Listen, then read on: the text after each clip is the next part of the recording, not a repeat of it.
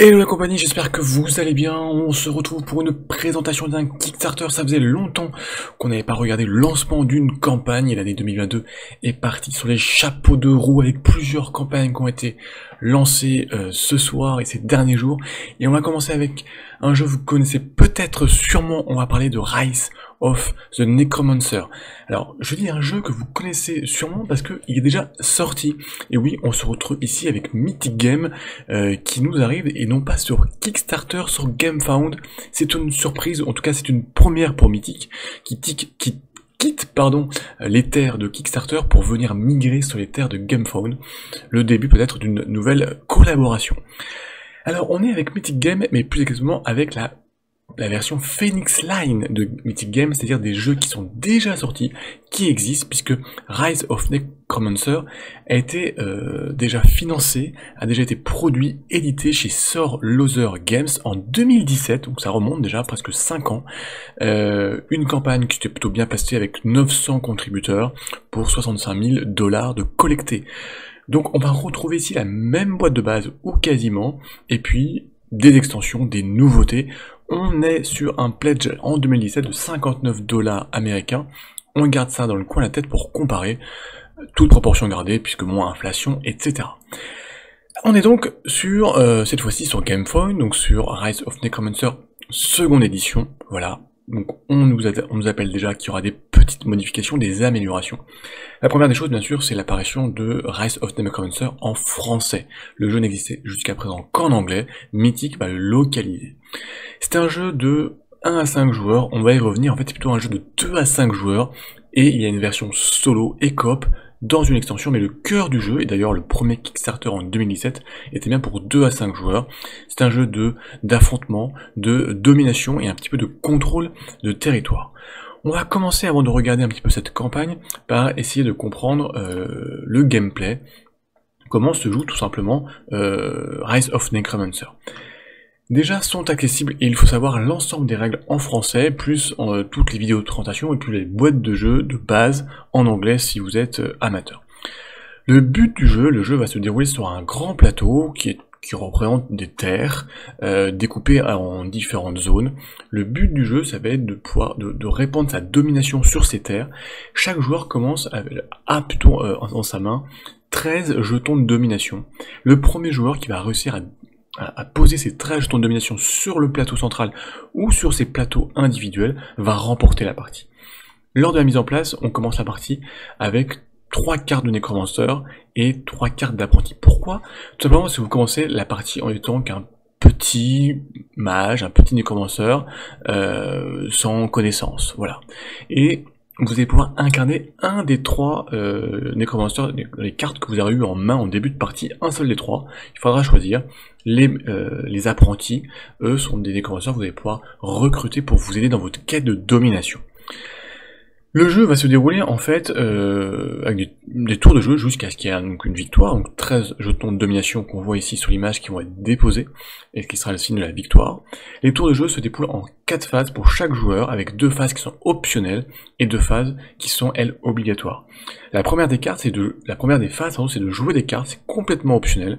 Au fur et à mesure du jeu, vous allez avoir des cartes, donc en plus des 6 cartes de départ qui sont les 3 cartes de nécromancien et les 3 cartes d'apprentis, vous allez avoir des cartes de sorts et des sortilèges plus exactement, et des cartes d'objets. Ces cartes, vous allez les jouer devant vous, contre des ressources, c'est un coût, et ensuite vous les gardez pendant toute la partie devant vous, et ces sorts, ces sortilèges, ces objets vont vous donner des nouvelles capacités, des bonus, soit passifs et permanents, soit que vous allez pouvoir activer pour vos actions dans le tour de jeu. Ensuite, vous allez pouvoir invoquer des serviteurs. Il y a 4 types de serviteurs, c'est complètement optionnel, vous pouvez invoquer un seul type de serviteur par tour de jeu. Vous allez avoir les zombies, les chevaliers infernales, les fantômes et les dragons squelettiques. Chacun a un coût différent de ressources, on va y revenir, il y a 5 types de ressources. Des ressources, donc un coût différent, mais bien sûr vous apporteront des bonus différents, et en particulier en attaque, c'est votre en fait armée de morts-vivants que vous allez recruter, plus ou moins fort selon le serviteur que vous allez recruter. Donc ça, ce sont les 2 premières phases complètement optionnelles. Ensuite, vous allez devoir faire un mouvement. Donc sur le plateau de jeu, il y a différentes zones de jeu, vous êtes forcé de vous déplacer, vous ne pouvez pas rester sur la même zone d'un tour à l'autre, sauf de très rares exceptions. Le déplacement, il va dépendre, le nombre de cases que vous allez vous déplacer va dépendre de votre nécromancien, de sa capacité. Est-ce que vous êtes encore un jeune nécromancien ou est-ce que vous êtes révélé et que vous avez joué une carte de nécromancien en payant les ressources adéquates et que maintenant vous êtes un nécromancien nommé, donc avec un mouvement plus important.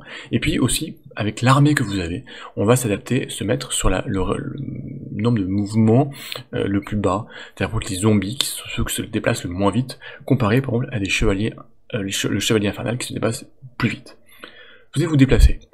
Vous pouvez aussi décider de, quand vous vous déplacez, de laisser derrière vous des troupes que vous allez recruter, ces serviteurs. L'intérêt, ça va être d'asseoir vos conquêtes et donc votre domination, on va y revenir. Une fois que vous êtes déplacé, vous allez devoir obligatoirement réaliser l'action du lieu dans lequel vous vous trouvez. Il y a différents types de lieux. Il y a les terres, donc là ce sont les lieux les plus simples. Vous allez lancer en fait des dés et ça vous propose des ressources. Il y a 5 types de ressources. Il y a des cadavres, 2 types de cadavres, l'icor, les parchemins et les eaux ténébreuses. Toutes ces ressources sont nécessaires pour jouer des cartes, pour recruter des serviteurs. Il y a des donjons. Donc les donjons, ce sont des lieux à explorer sous forme de cartes et de decks. Une fois que vous aurez exploré le donjon et que vous aurez survécu à ce donjon, vous pourrez déjà y placer un jeton de domination. Donc c'est la première façon de placer des jetons de domination, c'est d'explorer ces donjons et dire voilà, ce donjon je l'ai exploré et j'ai remporté. Alors comment ça va se passer? Ça peut être un combat, on va y revenir, mais ça peut être peut-être des ressources à payer, ça peut être différentes façons de remporter le donjon. Le donjon qui est exploré, il pourra être exploré par d'autres joueurs, et donc dans ce cas vous allez perdre vos jetons de domination, et c'est un autre joueur qui va y placer, donc d'où l'affrontement sur ce plateau. Il y a 2 types de zones encore, les bibliothèques et les ateliers. 2 zones très simples. Dans la bibliothèque, vous piochez 3 cartes de sorts, de sortilèges, vous en conservez une, donc vous étoffez votre main de jeu, il n'y a pas de limite au nombre de cartes que vous pouvez avoir en main. L'atelier, les zones d'atelier, c'est exactement la même chose, avec des cartes d'objets, vous en piochez 3, et vous en regardez une. Petite astuce, c'est que les 2 autres cartes, vous les replacez comme vous voulez, dans le sens que vous voulez sur la pile, donc ça peut être intéressant en fonction des autres joueurs et de ce qu'ils vont pouvoir avoir. Ensuite, il y a les cités. Les cités sont les grandes zones importantes à conquérir, et les cités qui sont difficiles à conquérir, qui ont 1 point de vie, si je peux dire, et d'autres qui ont 5 points de vie très difficiles. Et il va falloir y venir avec des sorts, des sortilèges, des capacités d'attaque, des armées plus importantes.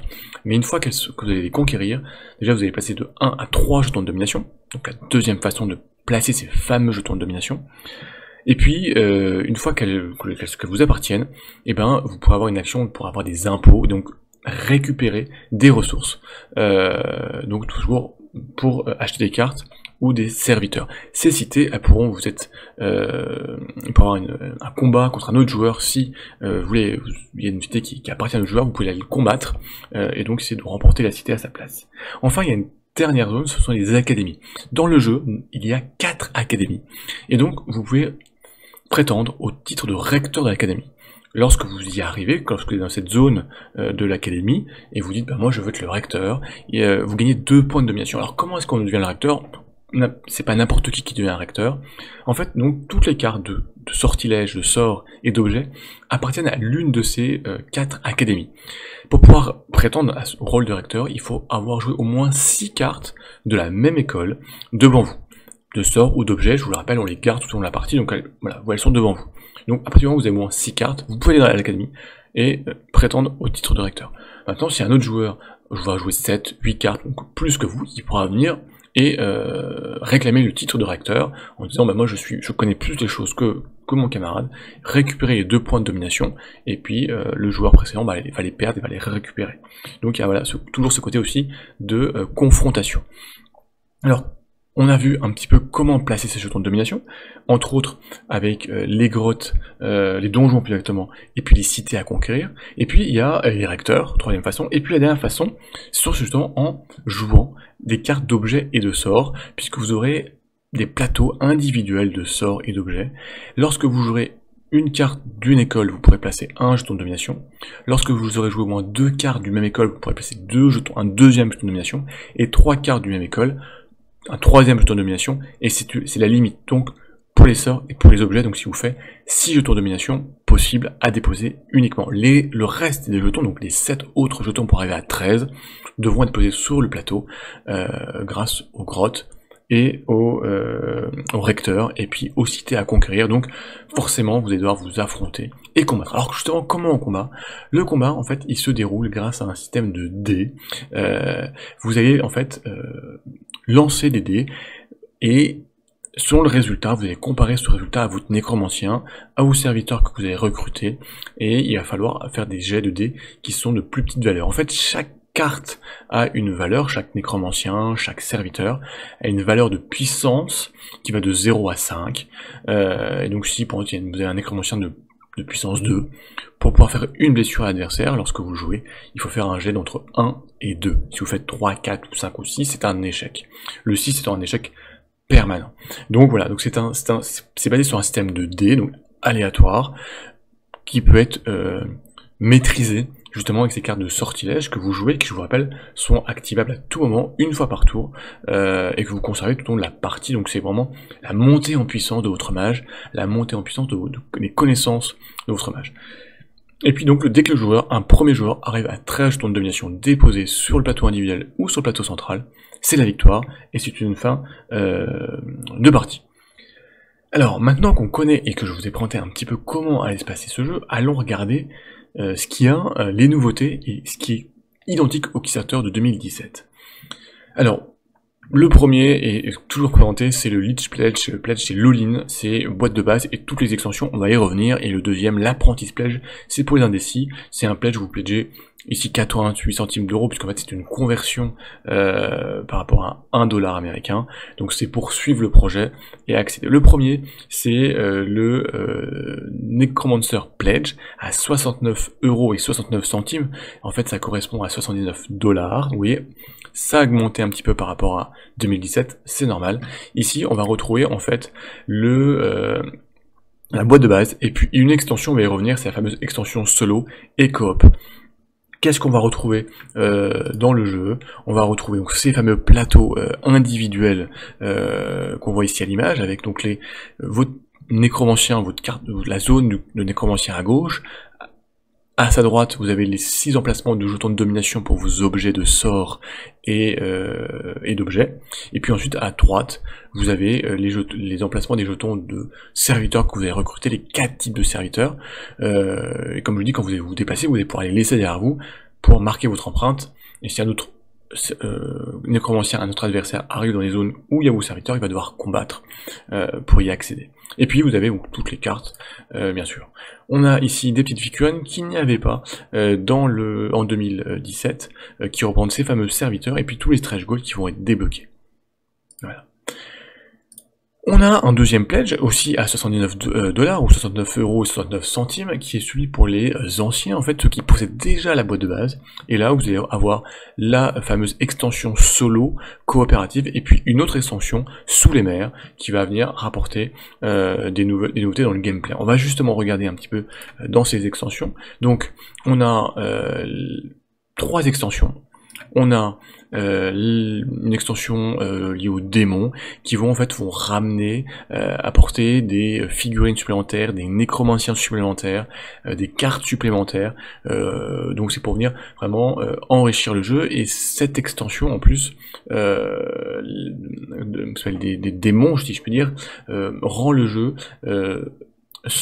jouable en solo, et de façon coopérative. En fait, vous allez combattre une force du mal, et vous allez devoir essayer de la dominer pour revendiquer le titre suprême de nécromancien. La deuxième extension, c'est Sous les mers.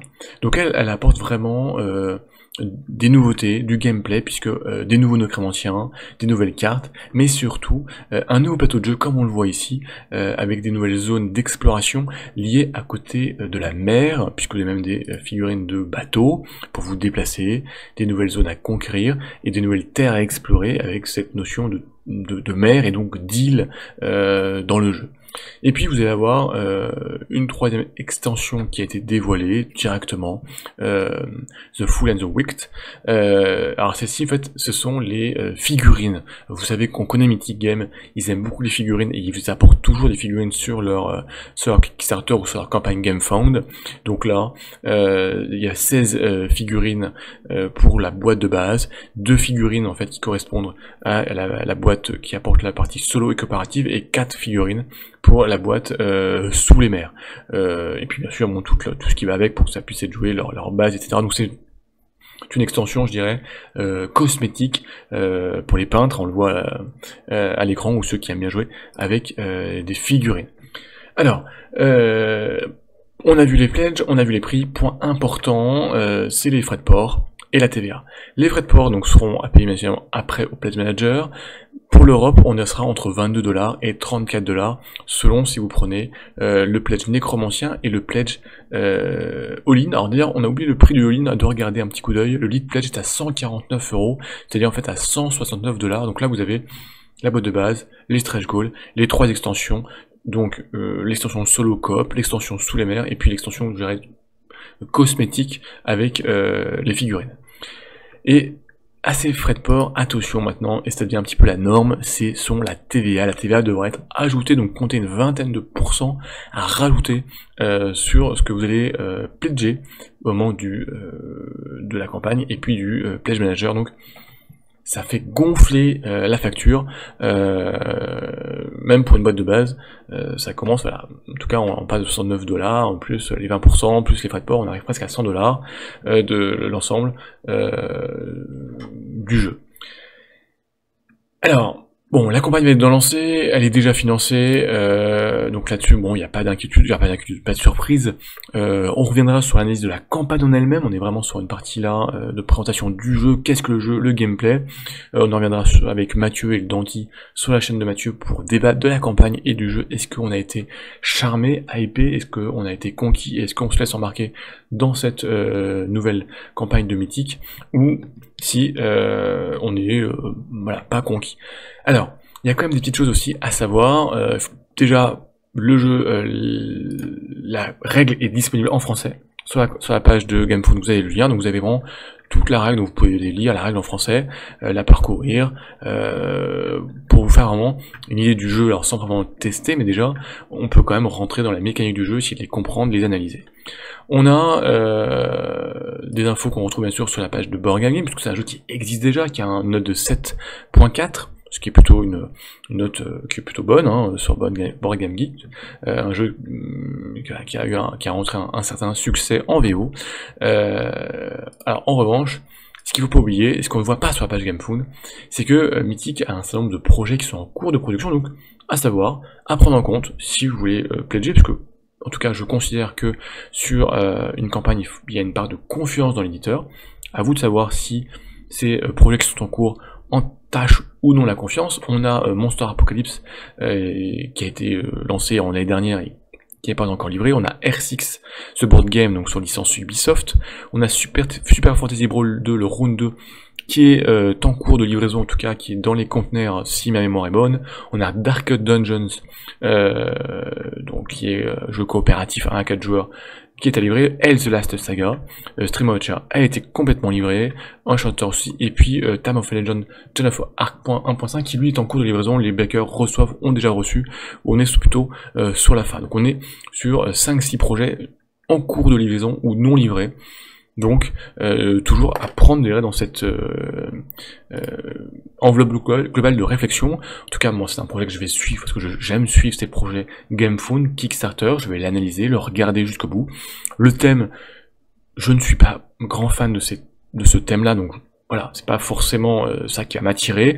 Le gameplay, moi, m'a l'air intéressant, cette partie de domination, d'affrontement, avec ce système aussi des jetons de domination sur vos plateaux individuels que vous pouvez placer, qui vont y rester, mais la moitié de vos jetons vont devoir être mis sur le plateau, et là il va y avoir une confrontation, puisque vous allez pouvoir aller reprendre des cités, des donjons aux autres joueurs pour leur enlever, donc il y a vraiment une course au point de victoire, genre aux jetons de domination pour être le premier à 13, en réussissant voilà, à trouver son équilibre, et puis en sentant vraiment, je pense, son nécromancien grandir, si je puis dire, s'instruire, sa puissance se développer avec tous ces sorts, ces objets qui vous apportent des bonus, et que vous conservez en permanence, donc au fur et à mesure d'avoir plein d'objets, plein de sorts, donc il va falloir vraiment bien les utiliser et bien comboter. Donc c'est un projet à suivre.